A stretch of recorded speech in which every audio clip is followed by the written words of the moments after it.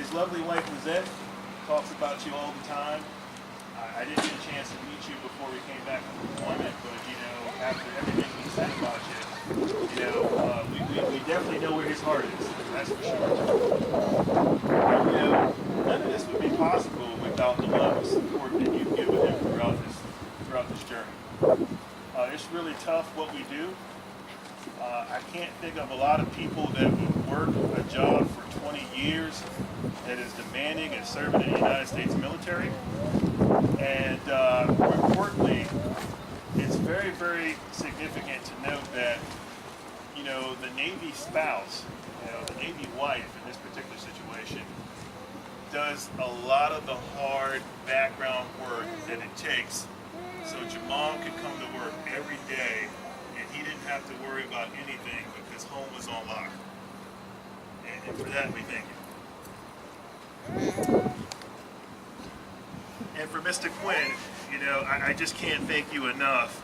I know how tremendously proud you are of Jamal, but I just want to tell you sincerely, as a father who has had an opportunity to raise 2 children, you and Betty have done a phenomenal job with Jamal.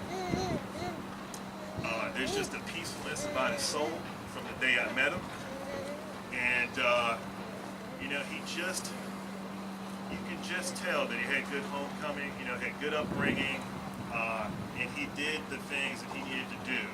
And I hope he's made you guys proud. It was just 20 years ago when you decided to sign up and say, hey, I want to do this for Plainfield, New Jersey. And so I just want to stop for a moment. 20 years is a long time. And just like, we alluded to earlier, there were a lot of significant things that went on in 95. Some of the songs that I can remember is, this is how we do it. Monica Jordan. That's right.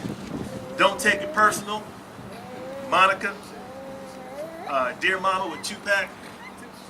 And Brown Sugar by D'Angelo. One of my favorite movies in 95 was The Usual Suspects. Never could figure out who Kaiser Soze was, and I figured it out now.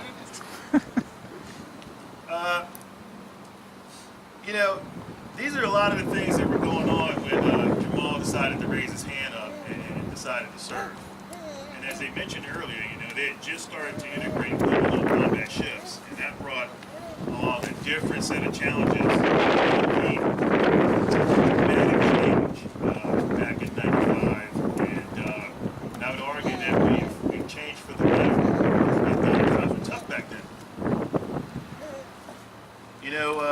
I took a look at his resume. I took a look at the tours of duty that he served, and I found, that out of all of it, he had 13 years of sustained superior performance on senior.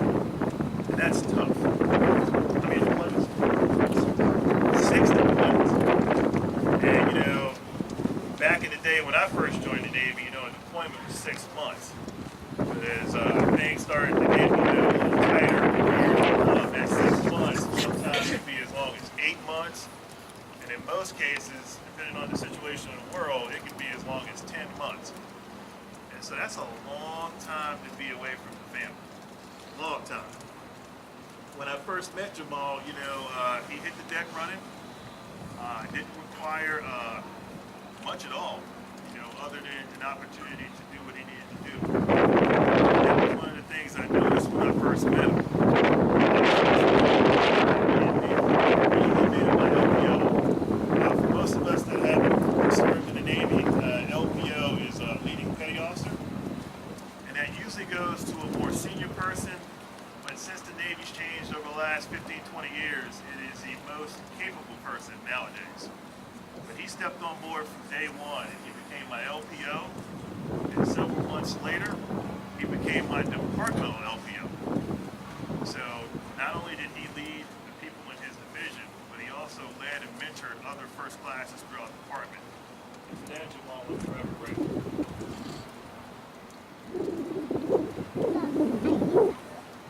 Laboon was tough. There were a lot of things that we were called upon to do because of the different types of capabilities that we have as a ship. And there there were a lot of compressed training type cycles and events that we had to go through. There were significant equipment upgrades and installs that we had to go through. And Jamal, one of the things I can say is he never complained. He always did what he needed to do. He was always there as long as you needed him to be there. He just kept going.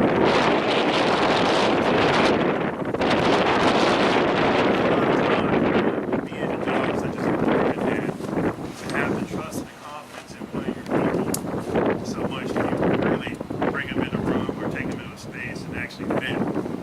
And I can remember and I used to vent to him about the earliest and the way it spins. And I was very thankful that he was able to listen to me and then look at me and tell me that, hey sir, it's time to get back to work. And so I really appreciate it. To me, Jamal stands for trust today as a shining example of hard work and motivation on his journey can really achieve great success. I mean, everywhere he's been at the top of his game. Everywhere. Call Vince.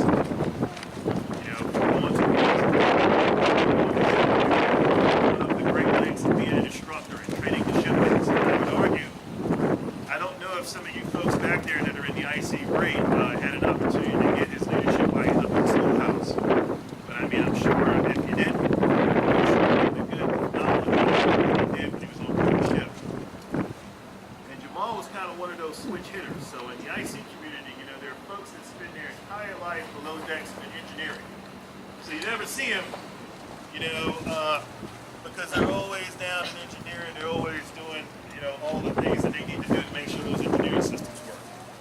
And there's the other type of IC man who focuses mostly in the combat systems realm. And this is where Jamal kind of worked on his second part of his career, working in combat systems department. And that's pretty tricky too, because there's a lot of equipment, there's a lot of stuff. It's always broke, and it's a lot of work to do. There's not a lot of easy days being an IC man. In most cases, there are things that break that Jamal had never really went to school or really had any training on, but because he was an IC man, we just said, hey Jamal, can you take a look at it? And he did. And I would argue that a lot of those systems that really didn't have any responsibility on the ship, he fixed them and made them better. And not only that, but he taught sailors how to fix those systems and made the ship better. As you close this chapter in your life and you begin writing a new one, I'm sure you got some mixed emotions. There's some sadness, there's some enormous pride, there's a little apprehension, and there's much anticipation. But I can tell you, my friend, there are some things that you won't miss. Like duty weekends. Like standing the midwife. Like never being able to take advantage of an entire season of DirecTV NFL season ticket.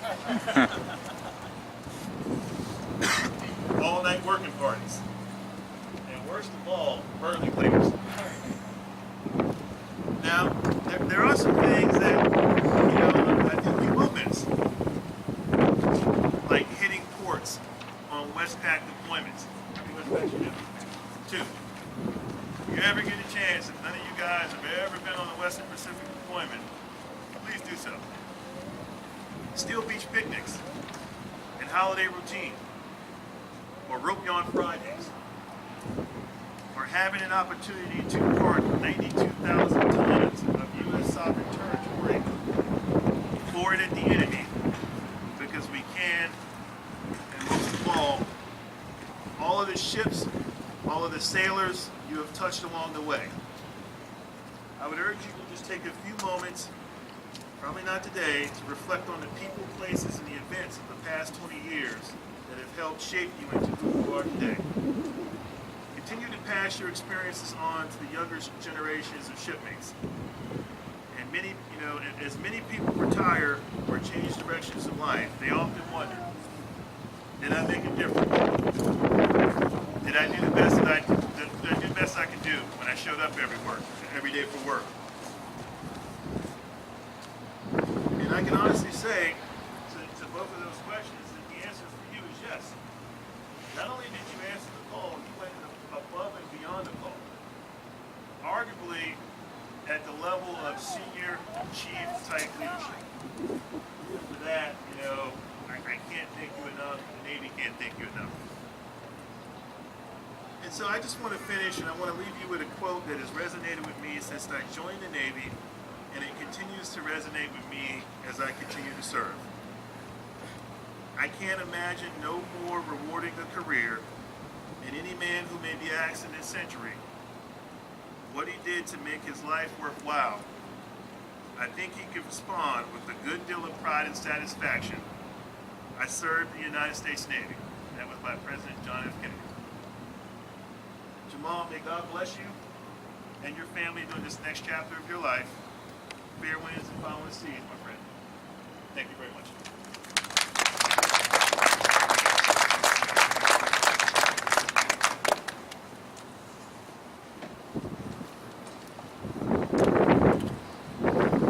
Thank you, Lieutenant Commander Hines. Our next guest speaker is ET1 Roberts.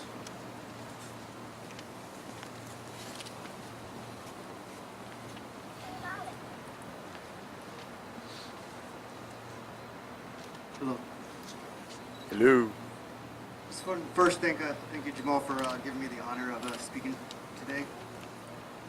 Every once in a while, you meet a person and say, man, I wish I knew you years ago. Jamal is one of those people. We first met when I visited USS Laboon a few months before reporting. He introduced himself as Jamal and not IC-1 Quinn, which shows you the kind of person that he is. He's someone who really values relationships with others.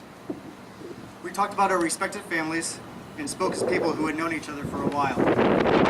Little did we know how close we were. After I reported to Laboon, we started out in the same duty section. This is where we really got to know each other. Standing duty together, one thing stood out to me was the amount of people that came to him for advice and counsel. He was like Deanna Troy.